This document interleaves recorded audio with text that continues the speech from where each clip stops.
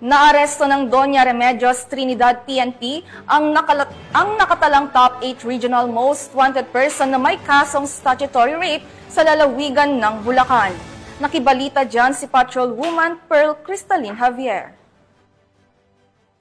Ng mga tauhan ng Doña Remedios Trinidad Municipal Police Station ang tinaguriang top 8 regional most wanted person sa kasong statutory rape sa Sitio Kukong, Barangay Kalawakan, Doña Remedios Trinidad, Bulacan.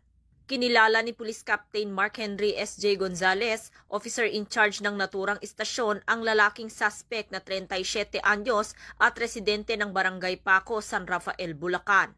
Dako ng alas 6:30 ng gabi nang isinagawa ang operasyon sa pinagsanib na puwersa ng mga tauhan ng Doña Remedios Trinidad MPS, RIU-3, Bulacan West PIT, San Rafael Municipal Police Station, 301st RMFB-3 at PNP SAF.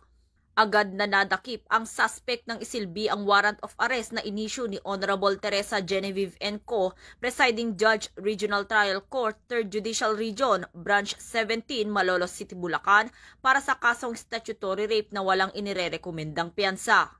Patuloy ang Bulacan PNP sa pamumuno ni Police Colonel Angel L. Garciliano, Provincial Director ng Bulacan Police Provincial Office, sa pagsasagawa ng mas pinaigting na operasyon laban sa mga most wanted person at iba pang individual na may kinakaharap na kaso upang mapanatili ang kapayapaan at kaayusan sa kanilang nasasakupan. Mula dito sa Bulacan Police Provincial Office, ako ang inyong PNN Correspondent, Patrolwoman Pearl Crystalline Javier, alagad ng batas, tagataguyod ng Balitang Pulis.